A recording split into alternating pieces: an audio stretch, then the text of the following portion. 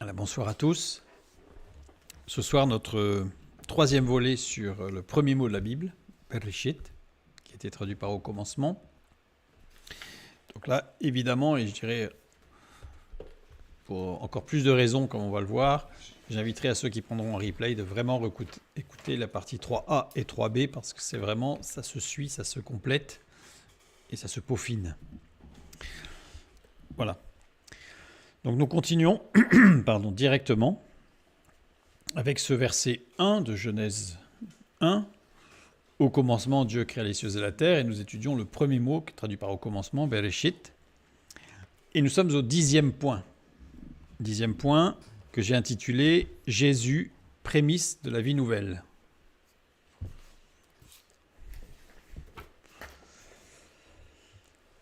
Bereshit, traduit par au commencement, B, dans,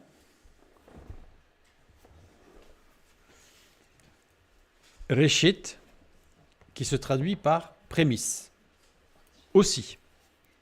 En particulier, je donne toujours un exemple, un verset biblique dans lequel on trouve ce mot avec ce sens, parce que je l'ai dit, mais je le répète, parce que c'est vraiment fondamental. Toute interprétation, toute lecture d'un mot, d'une phrase, d'un verset de la parole de Dieu, d'une pensée, d'un concept biblique, doit trouver sa confirmation, son explication, son extension, ses fondements dans la parole de Dieu elle-même, puisqu'elle est autosuffisante. S'il y a une pensée qui doit être étayée par des propos ou des constructions philosophiques ou scientifiques ou autres, mais non bibliques, pensée dans laquelle on ne retrouve aucun appui biblique, ça veut dire qu'il est fort à penser que cette interprétation est fausse. En tout cas, qu'elle n'est pas vraie.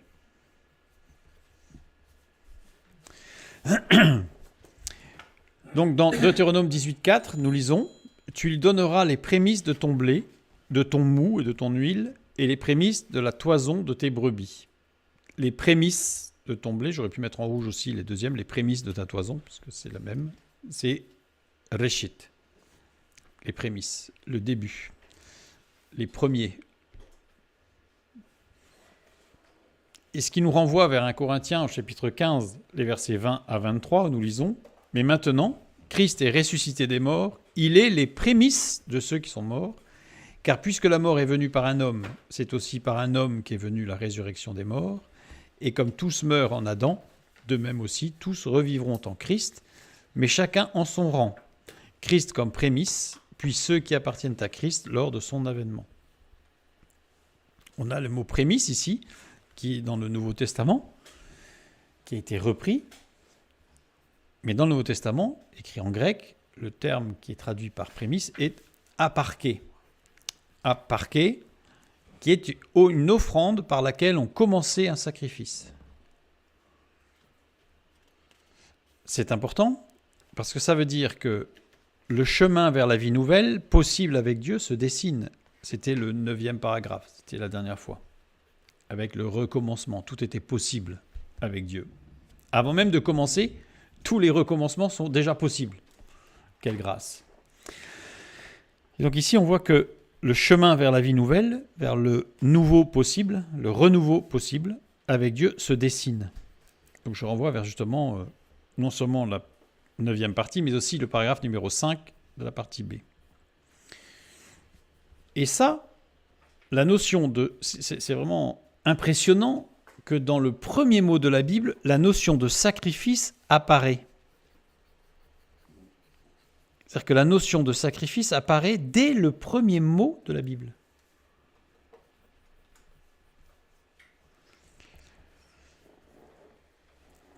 Et c'est important de le repérer. Parce que l'incarnation du Fils de Dieu est souvent considérée comme contingent au péché de l'homme. Contingent, ça veut dire conséquence quelque part. Ça veut dire qu'à cause du péché de l'homme, il y a eu l'incarnation du Fils de Dieu. Or, dès le début, c'est prévu, c'est déjà inscrit dans le principe même, puisque Bereshit, on a vu que c'était dans le principe, donc dans le principe même de la création, il y a la notion du sacrifice. Si l'incarnation est contingente au péché de l'homme, on va se poser des questions. Elle n'aurait pas eu lieu s'il n'y avait pas eu de péché. Qu'est-ce que ça veut dire? S'il n'y avait pas eu le péché, il n'y aurait pas eu d'incarnation. Elle ne servirait que de moyen de résoudre le problème du péché. La vie de Jésus-Christ ne compterait pas, puisque seule sa mort importerait. À la limite, s'il avait été tué bébé, où aurait été le problème? Puisque c'était contingent au péché, il fallait qu'il s'incarne et qu'il meure. Donc c'était rapidement fait, et voilà. Donc on voit que ça pose de sérieuses questions de relier l'incarnation du Fils de Dieu au péché. Parce qu'il y a eu le péché, il y a eu l'incarnation. Il n'y aurait pas eu de péché, il n'y aurait pas eu d'incarnation. L'incarnation ne peut se comprendre qu'à partir de la volonté divine et de son amour. Et ça, c'est souligné dans Genèse 1.1, puisque dès le principe créationnel, il y a le sacrifice. Dieu est amour. L'amour implique l'union. On ne peut pas aimer sans s'unir. Dans un couple, l'amour implique l'union. L'union spirituelle, avant tout. L'union émotionnelle, puisque nous ne sommes pas que esprit ni que chair. Entre les deux, il y a l'âme, avec des émotions. Et il y a l'union physique. La sexualité vécue dans l'amour du couple, dans l'union. Entre amis, évidemment, ce n'est pas le même amour. On va y mettre un autre mot, comme amitié. Mais il y a cette notion forte. Donc entre amis, il y a aussi union, avec des activités communes. Activités qui sont, si elles le peuvent, spirituelles, émotionnelles. En général, quand il y a une activité, on crée quelque chose, on se fait du bien. Donc, il y a quelque chose d'émotionnel, il y a quelque chose de physique. Dans l'Église, il y a union. Communion de foi. Sachant que la foi, on connaît, c'est sur 3 axes. Écoute, parole, action. Il y a la communion d'esprit dans l'Église. L'union n'est possible qu'entre êtres de même nature. Il manque un mot là, mais n'est possible qu'entre êtres de même nature. Comme pour une greffe. On ne peut pas greffer n'importe quoi sur n'importe qui. Pour qu'il y ait union des chairs, il faut qu'elles soient de même nature. On ne peut pas greffer un organe quelconque sur quelqu'un. Dieu aime. L'amour parfait implique l'union. Donc Dieu est amour. Il est aussi justice, mais il est amour. Et en tant que Dieu amour, cet amour implique l'union. L'union implique l'identité des natures. Or, il y a un problème sérieux. Dieu et l'homme sont de nature incompatibles. Dieu de nature divine, Dieu est esprit. Je dirais pas, Dieu n'est pas pur esprit. Dieu est esprit pur. Et l'homme, lui, est de nature charnelle. Dieu est infini. L'homme est fini. Dieu est éternel. L'homme est temporel. Dieu est omniprésent. L'homme est circonscrit dans l'espace. Etc., etc., etc. On voit bien que tout nous sépare de Dieu. Mais Dieu est amour. Il faut qu'une personne divine s'incarne pour faire le trait d'union, pour qu'il puisse y avoir union. Et j'aime l'expression trait d'union parce que dans trait d'union, il y a union. L'incarnation du Fils de Dieu a rendu possible l'union entre Dieu et l'homme. Mais ça, c'est hors de l'idée même qu'il y ait péché ou pas péché. Avant la chute, Adam était charnel. Adam était temporel. Adam n'était pas omniprésent. Adam n'était pas infini. Donc ça veut dire qu'il y avait une grande séparation de toute façon entre l'homme et Dieu, entre Dieu et l'homme. Jésus-Christ s'est incarné. Le Fils de Dieu incarné, Jésus-Christ. Christ assume la nature divine. Jésus assume la nature humaine. Jésus est totalement homme. Christ est parfaitement Dieu. Dans cette personne divine, il y a union des deux natures. C'est un miracle.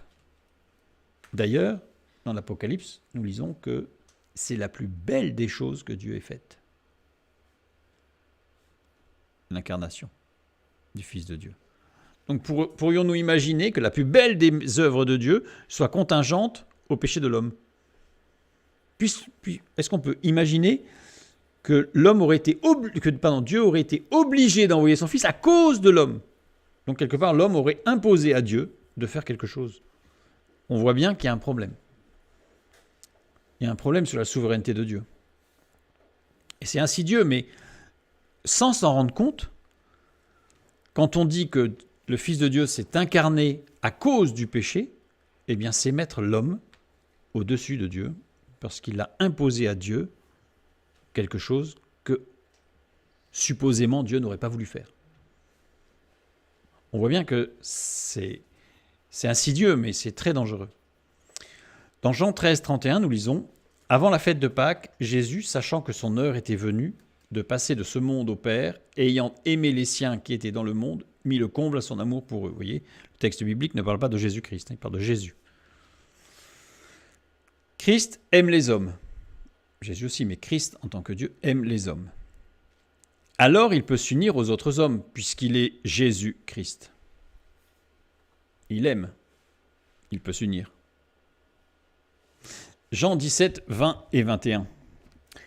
Ce n'est pas pour eux seulement que je prie, mais encore pour ceux qui croiront en moi par leur parole, afin que tous soient un comme toi, Père, tu es en moi, et comme je suis en toi, afin qu'eux aussi soient un en nous, pour que le monde croie que tu m'as envoyé. Là, on a l'œuvre du Christ. Jésus-Christ, uni à Dieu de par sa nature divine, puisqu'il est Dieu. Uni aux hommes, parce que Jésus est homme, né d'une femme.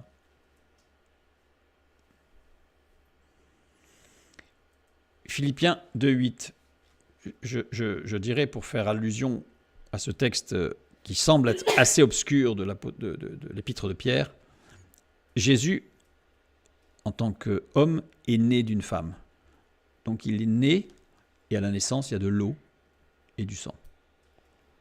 Voilà l'expression de l'épître de Pierre. Il est venu avec l'eau et le sang. Il est né d'une femme, comme tous les hommes. Philippiens 2,8. Et ayant paru comme un simple homme, il s'est humilié lui-même, se rendant obéissant jusqu'à la mort, même jusqu'à la mort de la croix. Il est mort. Jésus est mort. Il n'est plus.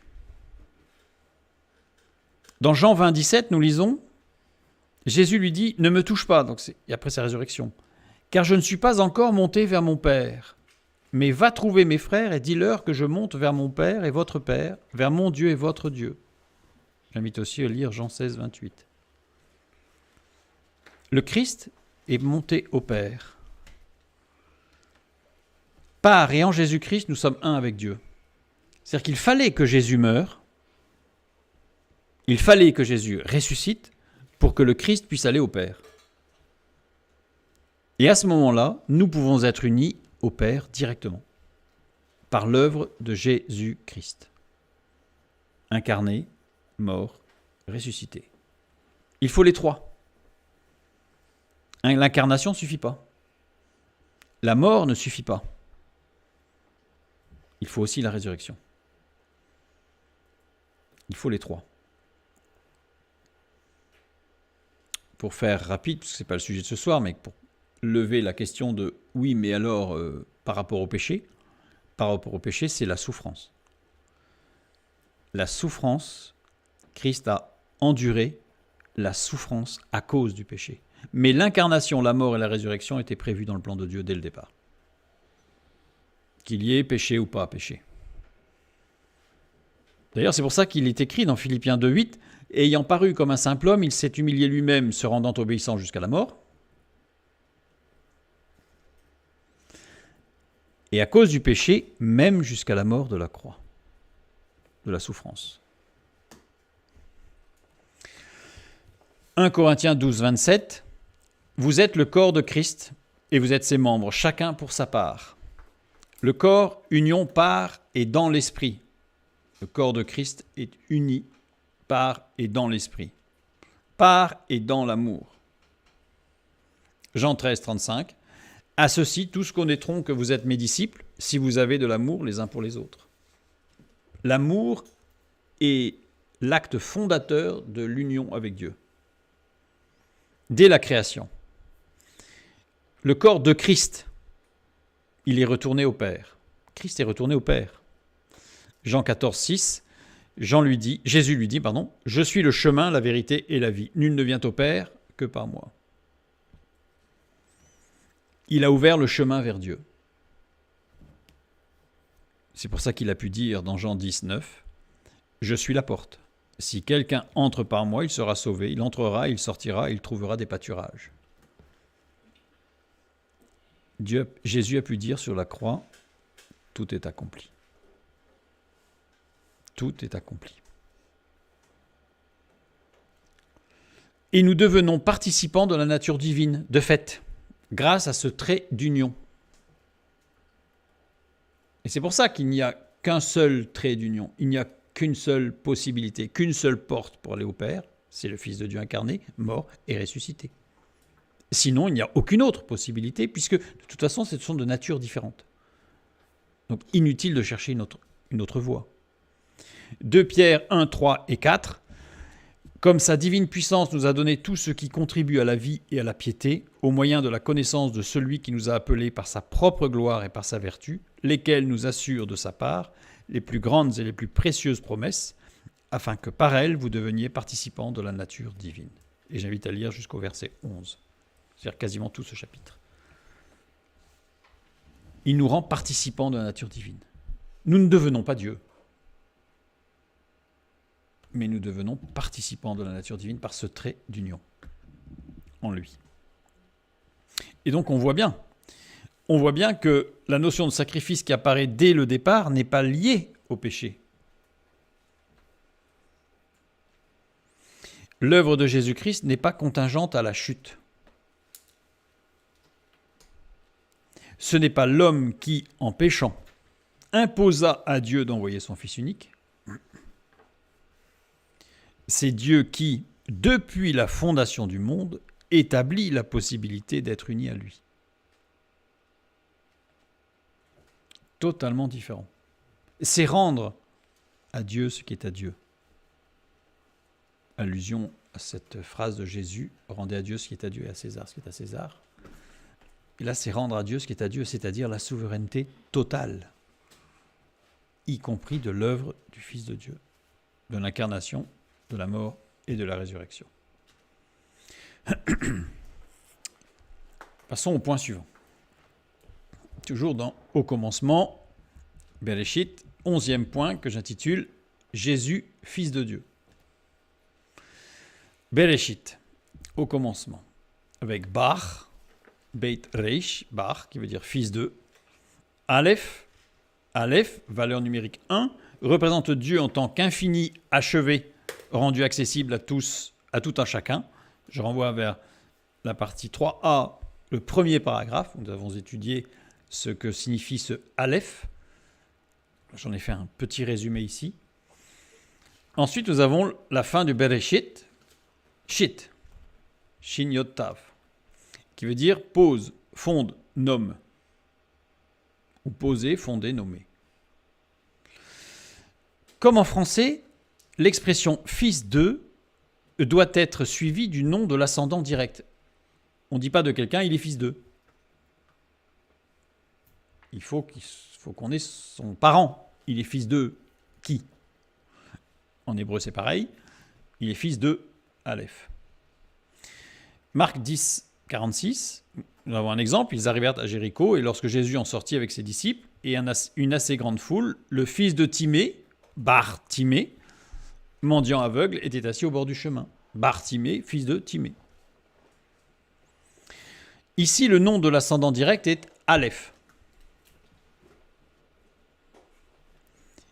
Donc, Beit Reish Aleph, on peut le lire avec Bar Aleph, c'est-à-dire fils de Aleph, c'est-à-dire fils de Dieu. Dieu nous révèle son Fils dès les premiers instants de l'histoire. Dès les 3 premières lettres de la parole de Dieu, ça signifie Fils de Dieu. C'est-à-dire que la parole de Dieu commence en nommant le Fils. Bar Aleph, Fils de Dieu.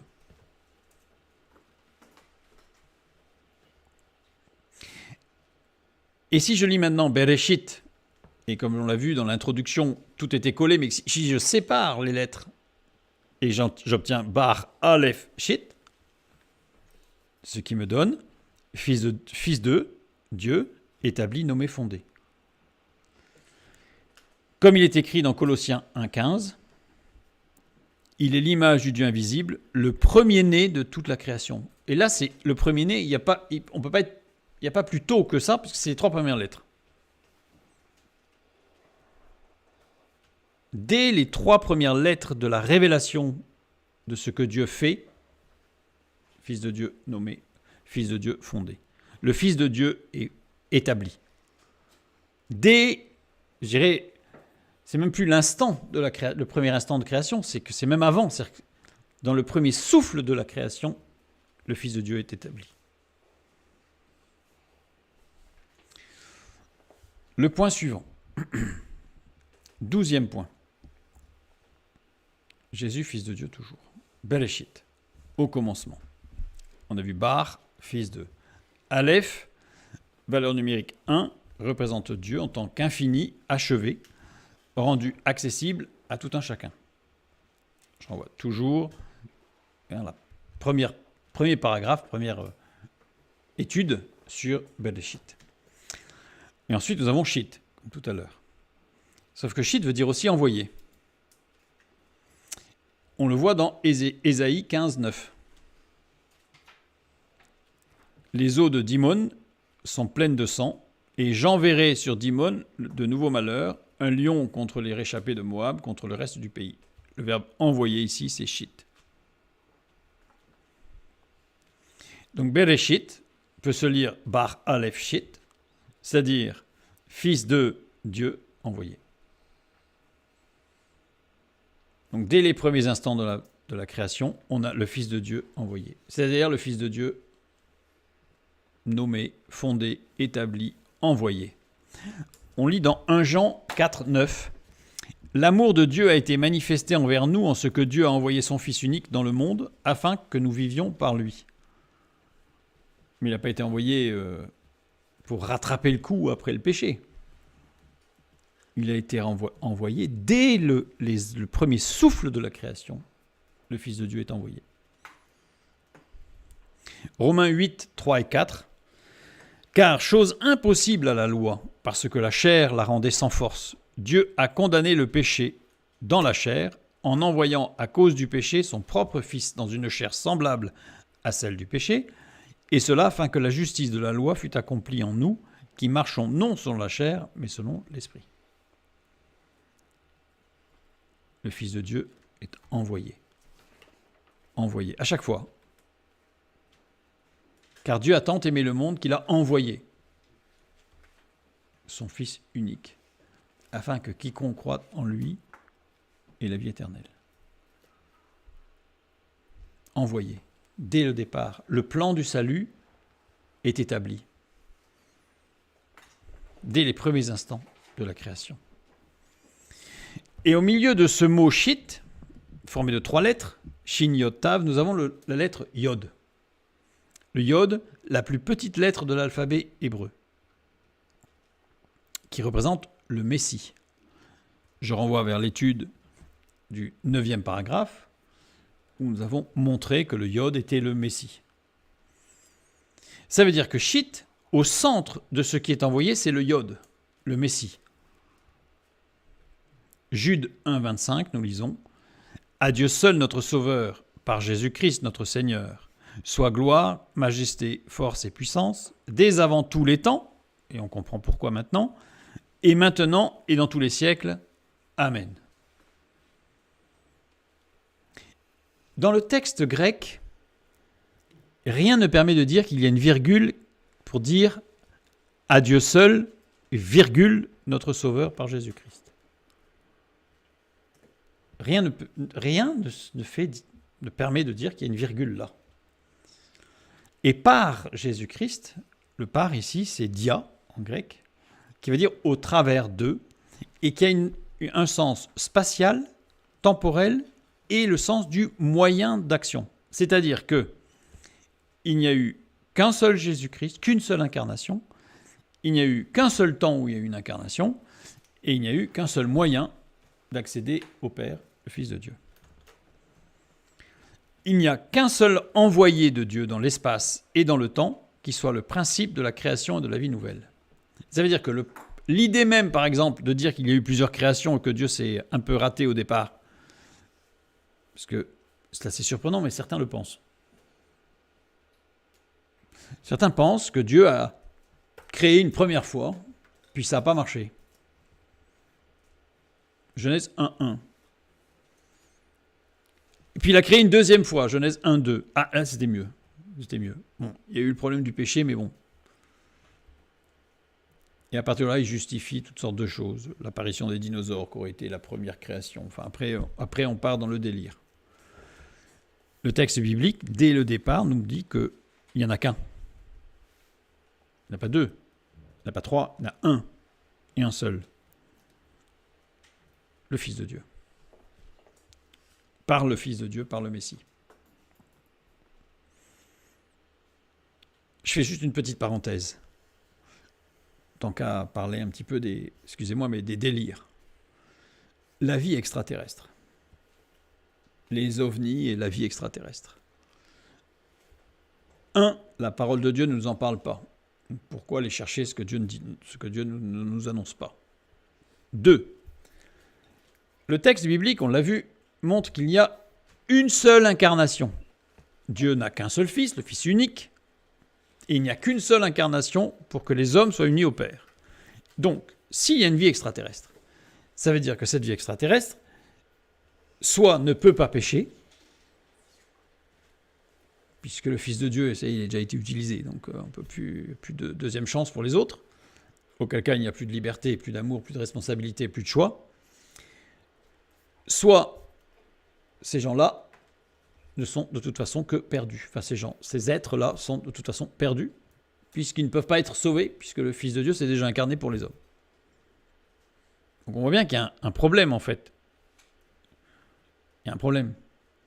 Les seuls êtres extraterrestres qui existent, puisqu'ils existent, ce sont les anges. Les anges sont extraterrestres, puisqu'ils ne sont pas terrestres. Ils ne sont pas charnels, ils ne sont pas faits de matière, donc ils sont extraterrestres. Voilà. Ce sont les seuls êtres qui sont les anges. On va me dire, oui, mais les démons sont des anges déchus, donc c'est dans la même catégorie. Il n'y a pas les uns et les autres, avec des démons qui seraient des ovnis. Non. Il y a les êtres spirituels qui sont sous les commandements de Dieu, qui sont sous la souveraineté de Dieu. Et en tout état de cause, la parole de Dieu nous montre bien que tout a été créé pour l'homme dans le plan de Dieu. Donc, aller chercher l'ufologie comme, centre d'intérêt me semble être dénué de sens. Concentrons-nous sur le message de la parole de Dieu plutôt que d'aller chercher des choses à l'extérieur. Regardons dans nos cœurs avant d'aller chercher dehors. Je ferme cette petite parenthèse. Colossiens 1,16, maintenant, tout à l'heure on a lu Colossiens 1,15, maintenant on lit le verset suivant, par rapport au fait qu'il n'y ait qu'un seul envoyé. Car en lui ont été créées toutes les choses qui sont dans les cieux et sur la terre, les visibles et les invisibles, trône, dignité, domination, autorité. Tout a été créé par lui et pour lui.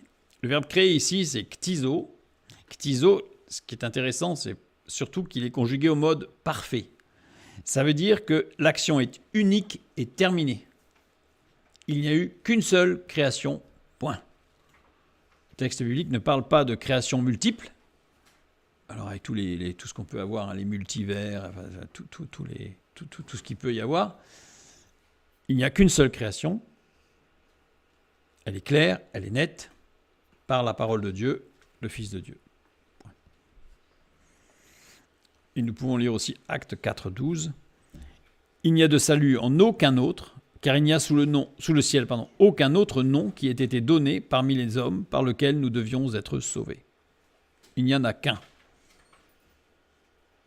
Inutile de dire, oui, mais il pourrait y avoir certains qui nous disent par exemple, oui, mais peut-être que ceux qui suivent la loi seront sauvés, même s'ils n'acceptent pas Christ. Eh bien non. Eh bien non. Le texte biblique est clair, net, précis, incisif même sur ce sujet, à savoir qu'il n'y a qu'un seul chemin, qu'une seule porte, Christ. Point suivant, on avance. Au commencement, Bereshit, Jésus, le premier et le dernier. Bereshit, au commencement.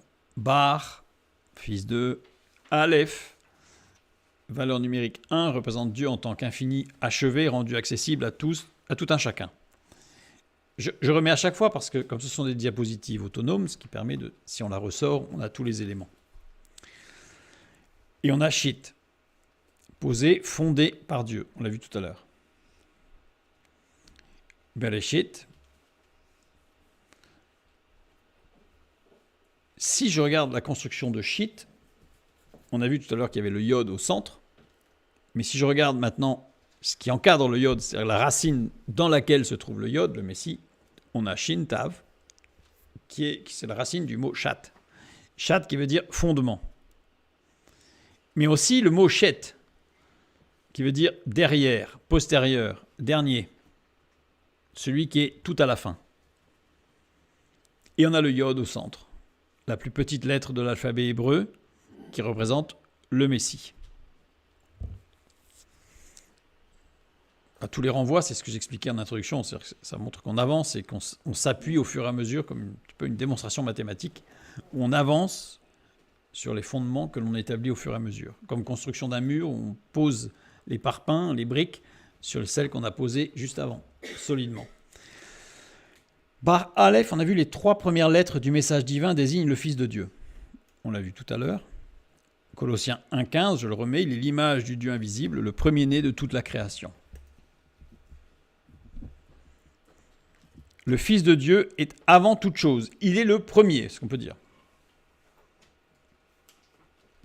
C'est-à-dire qu'il y a, dans le premier souffle, il y est, ça y est. Il est nommé, il est établi. Il est là. Si je prends le Messie, le Yod, qui est au centre du fondement, Shat, de ce qui est à la base, Shit, de la création, il est au centre. Et maintenant, il est aussi au centre de la racine Shet, c'est-à-dire que le Messie Yod est au centre de la fin, de toute fin. Parce que Shet, c'est vraiment, c'est pas les derniers temps, c'est la toute fin. C'est le point final du texte, il est là. Apocalypse 1,8, nous lisons. « Je suis l'alpha et l'oméga, dit le Seigneur Dieu, celui qui est, qui était et qui vient, le Tout-Puissant. » Celui qui est, il est au centre de Shat. Celui qui était, Bar Aleph, tout au début, le Fils de Dieu nommé. Qui vient, il est au centre de Shet. Il est tout. Le début, mais c'est même, je dirais, l'instant du début, il est là. Et l'instant de la fin, il est là. Et au milieu, il est là. Il est là tout le temps.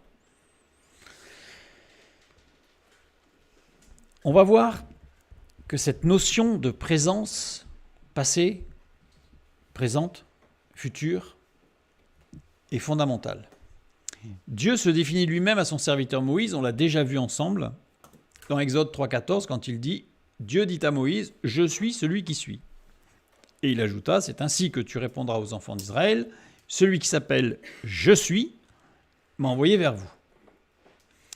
On a vu que « Je suis celui qui suis », c'était « Ayez, Hacher, ayez ». On ne va pas revenir totalement dessus, mais on a vu que « Ayez, Hacher, ayez » fait appel à un verbe « haya ». Haya, qui est être, devenir. De cette autodescription divine, on fait dériver le tétragramme Yod E Vav E de la racine et Yod E. Nous avions vu, mais une autre étymologie doit être considérée. Pour moi, elle n'est plus qu'à considérer. Il s'agit de l'étymologie fondamentale du nom divin. C'est une étymologie qui se base sur E, Vav, E, et non pas E, Yod, E. Cette racine E, Vav, E viendrait de dialectes amoréens que parlaient les patriarches. Parce que, comme je l'ai dit la dernière fois, on retrouve cette racine dans énormément de textes de langue amoréenne, sumérienne. Le Créateur se révèle comme étant l'éternel Dieu. Nous l'avons déjà vu. À maintes reprises, l'éternel Dieu qui parle. L'éternel Dieu, Yahvé Elohim. Elohim, le Dieu de la nature, des forces naturelles, implique justice et indépendance. C'est de la science. C'est la justice. C'est des lois. Qui comprend des lois de cause à effet, des réflexes involontaires qu'il a imprimés dans notre inconscient, mais ce sont des lois, des règles. Et puis il y a Yahvé, le tétragramme, traduit par l'Éternel, le Dieu attentionné, le Dieu de la relation personnelle, qui implique amour et relation. Cet amour dont on a parlé tout à l'heure, justement, qui amène l'union. Et qui comprend une volonté, un choix, une réflexion atemporelle. Puisque l'Éternel, comme c'est très bien traduit d'ailleurs, l'Éternel, voilà, on a compris, c'est celui qui est toujours et qui ne change pas. Donc là, nous avons, on en a parlé, cet oxymore, c'est-à-dire ces deux choses qui se jouxtent, qui sont jointes l'une à l'autre, la justice parfaite et l'amour parfait, la complète justice et l'amour complet, pour former Dieu. Ce sont deux choses qui, humainement, sont difficiles à concevoir. C'est pour ça qu'on appelle ça un oxymore. Mais justement, Dieu, dans sa perfection, allie le tout. Yod E Vav E. Yahvé, traduit par l'Éternel. Avec cette racine, E Vav E. E Vav E, faire être. Et en tête, on a le Yod. On a vu que le Yod, c'était le Messie. Ça veut dire que c'est le Messie, le Fils de Dieu, qui fait être. Dieu s'est toujours révélé dans sa parole en apportant son Fils, le Yod, dans son nom même. C'est-à-dire que quand l'Éternel se manifeste dans sa relation, c'est d'abord en commençant par le Fils. Il n'y a pas de relation à Dieu sans passer par le Fils. Dans son nom même, c'est-à-dire qu'à chaque fois que vous avez le mot éternel, l'Éternel qui est écrit dans la parole de Dieu, c'est ce message. Et je peux vous dire qu'il est un certain nombre de fois. Mais c'est pas tout. Quelques remarques. Dans la grammaire hébraïque, le yod est la marque du futur. Quand vous voulez conjuguer un verbe ou le décliner, ou certaines déclinaisons au futur, on imprime le yod. Ça veut dire quoi? Ça veut dire qu'intrinsèquement, il n'y a pas de futur possible sans le Messie. Sans le Messie, il n'y a pas de futur possible. Alors certains, les hébraïsants, vont me dire, oui, mais il existe des futurs sans le yod. Oui, mais grammaticalement, c'est un futur fini. C'est un futur non infini. C'est un futur, je dirais, si je reprends un vocabulaire du Nouveau Testament, sans espérance. Alors que si vous voulez un futur infini, il faut le yod. Dans la grammaire hébraïque, le he, la lettre he, est la marque du présent et du passé. quand le nom de l'Éternel, Yod, E, Vav, E, est utilisé dans une composition syntaxique, il devient Yah, comme dans Alléluia, qu'on écrit souvent A2L et L-U-I-A, alors que si on voulait être plus exact dans la graphie, dans l'écriture, il faudrait écrire H-A-2-L-E, L-U-Y-A-H pour retrouver le Yah à la fin, Yah, qui est la réduction de Yahvé. Donc Yah, commence par le Yod, toujours, qui implique le futur. Le E, c'est le présent et le passé. Dieu est premièrement le Dieu de demain. Il n'est pas le Dieu d'hier. Ah, hier, dans le temps. Ah, qu'est-ce que c'était bon. Non, il est d'abord le Dieu de demain. Mais il n'est pas que le Dieu de demain. Il est aussi le Dieu d'hier et d'aujourd'hui. Mais Dieu nous remplit d'espérance parce qu'il y a le futur, qui commence toujours par le Messie. Parce que sans le Messie, il n'y a pas de futur. Nous pouvons lire aussi, donc on a lu dans Apocalypse 1,8, où il nous est parlé de Jésus, qui dit « Je suis l'alpha et l'oméga, celui qui est, qui était et qui vient ». Mais regardons ce qui est écrit dans Ésaïe 44,6. « Ainsi parle l'Éternel, Yahvé, roi d'Israël et son Rédempteur, l'Éternel des armées. Je suis le premier et je suis le dernier, et hors moi il n'y a point de Dieu. Je suis le premier. » C'est Bar Aleph. Je suis le dernier. C'est le Yod qui est au centre du Chet. Et hors de moi, il n'y a point de Dieu, c'est-à-dire que c'est du présent, ça. C'est le Yod au centre du Chat. Et regardez bien l'expression. Ainsi parle l'Éternel, roi d'Israël. Mais ainsi parle l'Éternel, mais ainsi parle aussi le Rédempteur de l'Éternel, qui est l'Éternel des armées. Dans la phrase, on a deux sujets, mais le verbe est au singulier. Comme quand c'est Elohim qui parle. On l'a vu. Elohim est un pluriel, mais quand il s'agit de Dieu, le verbe est toujours au singulier. Mais là, on a l'Éternel qui parle et son Rédempteur. Qui est le Rédempteur ? Qui l'Éternel a-t-il envoyé pour la rédemption ? Le Fils de Dieu. Le Yod, le Messie. Qu'il a envoyé, on l'a vu tout à l'heure. Et l'Éternel des armées. Quand vous voyez maintenant, quand vous lirez l'Éternel des armées, c'est qui ?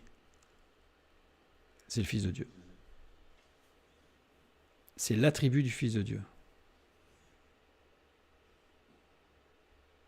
Le Yod. Le Yod. On avance encore sur un autre point. Jésus, prémisse de la vie nouvelle. Le 14e point. Bereshit, au commencement. On a vu Beit Rosh. Rosh, on l'avait déjà vu, extrémité, fin. Rosh, en ce sens, extrémité, fin, est employé dans 1 Roi 8.8 et 2 Chroniques 5.9. J'ai mis ces deux références parce que c'est le même verset. C'est une reprise, c'est le même. On avait donné aux barres une longueur telle que leurs extrémités se voyaient du lieu saint devant le sanctuaire, mais ne se voyaient point du dehors. Elles ont été là jusqu'à ce jour. Et là, on a extrémité, c'est roche. Donc la fin, le bout. Quand on regardait tout le long, et on arrive au bout à un moment donné, roche. Aleph, qui est au centre de cette extrémité, de cette fin. Valeur numérique 1 représente Dieu en tant qu'infini achevé, rendu accessible à tout un chacun. On l'avait déjà vu. Dieu est au centre de la fin.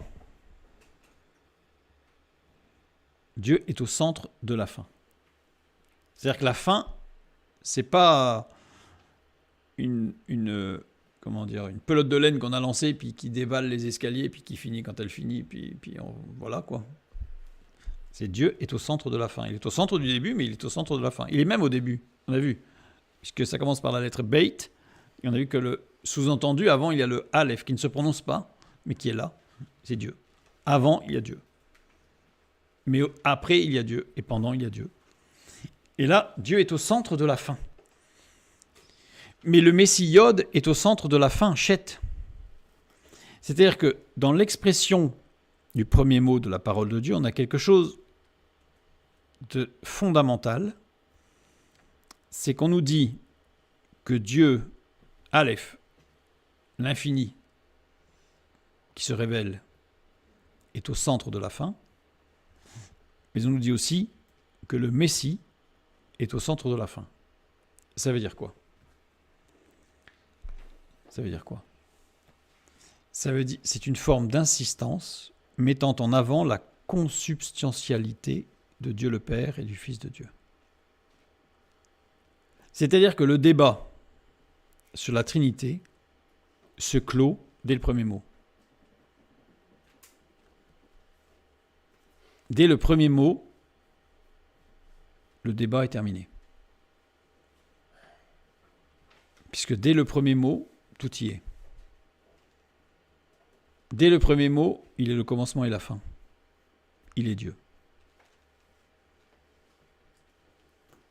Inutile de partir dans toutes les théories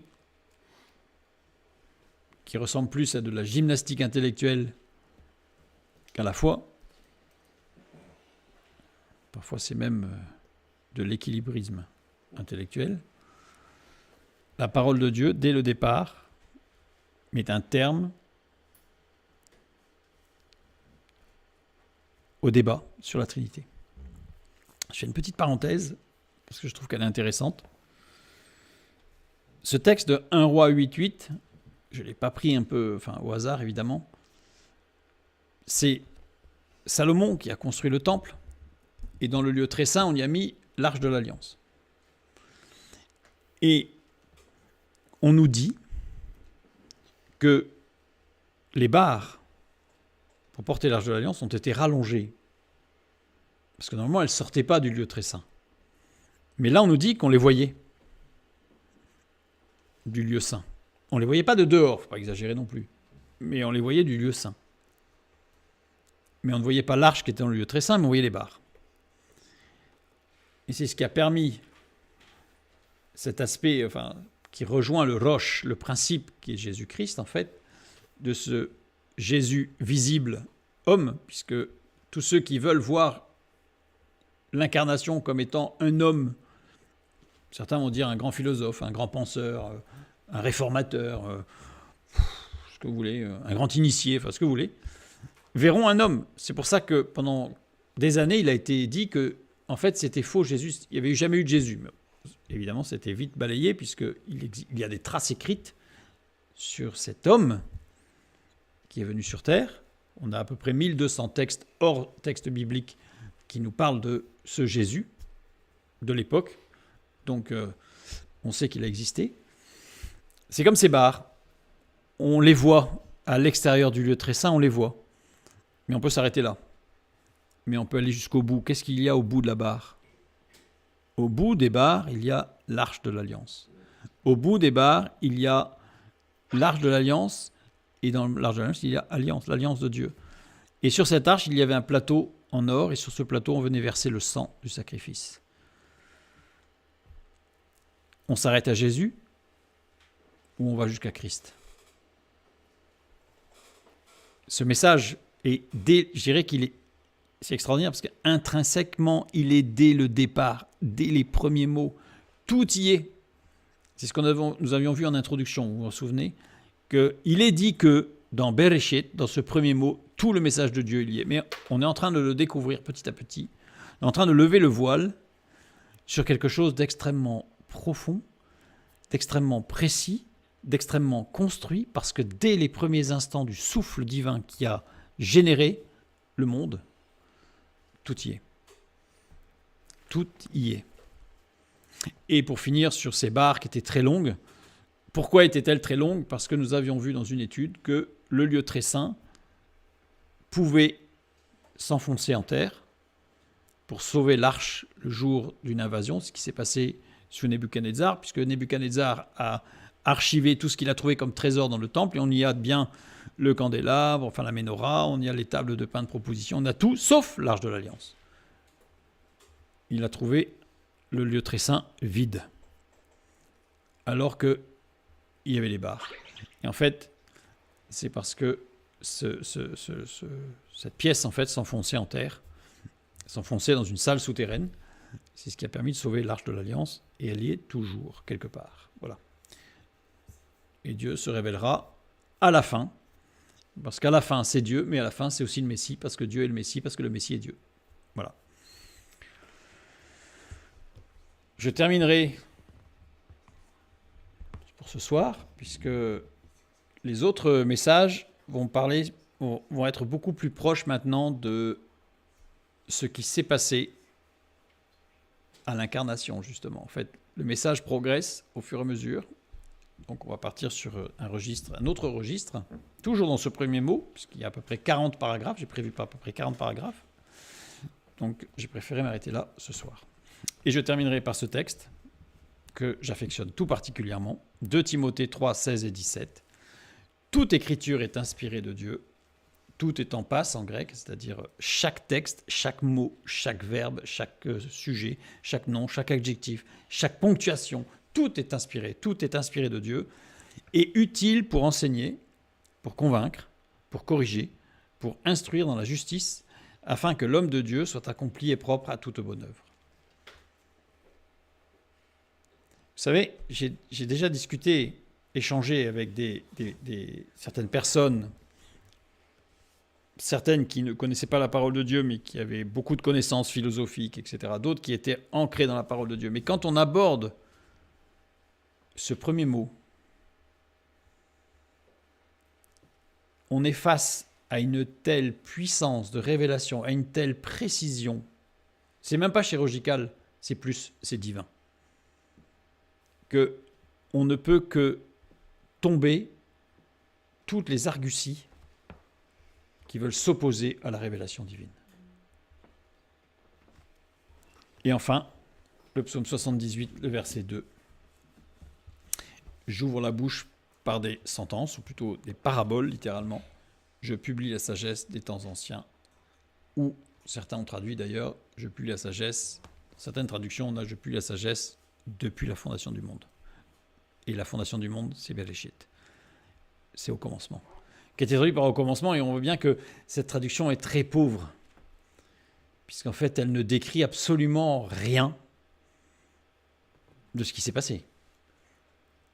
J'aurais préféré une traduction avec « dans le principe » ou « par le principe ». Mais ça aurait été dangereux, puisqu'on aurait parlé d'un principe. Alors on dit « ouais, mais ce n'est qu'un principe ». Vous voyez, donc c'est très complexe. La traduction de la parole de Dieu, surtout du premier verset de la Genèse et de ce premier mot, est très très complexe. Et on le verra quand on terminera avec une conclusion où on reprendra tout ce qu'on a vu et on va refaire en fait une description de ce premier mot avec tous les 40 points que nous allons voir. Voilà. Ceci étant, c'est à suivre. Que Dieu vous bénisse, bonne fin de soirée et à bientôt.